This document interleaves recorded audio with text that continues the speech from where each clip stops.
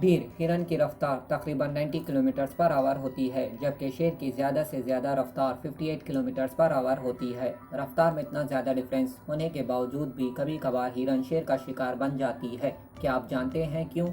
کیونکہ ہرن جب بھی شیر کو دیکھ کر جان بچانے کے لیے بھاگتی ہے تو اس کے دل میں یہ یقین ہوتا ہے کہ وہ شیر کے مقابلے میں کمزور ہے اور شیر اس کو اب ہرگز نہیں چھوڑے گا۔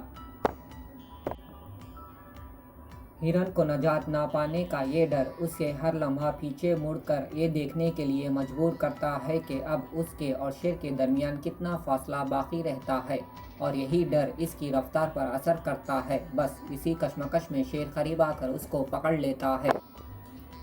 اگر ہرن پیچھے مڑ مڑ کر دیکھنے کی اس عادت پر کنٹرول کر لے تو کبھی شیر کا شکار نہیں بن پائے گی۔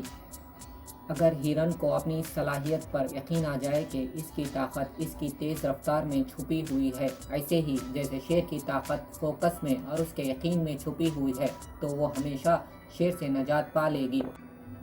کچھ اس طرح ہم انسانوں کی فطرت بن جاتی ہے، ہر لمحہ پیچھے مڑ مڑ کے اپنے ماضی کو، اپنے پاسٹ کو یاد کر کے اور غمگین ہو جاتے ہیں۔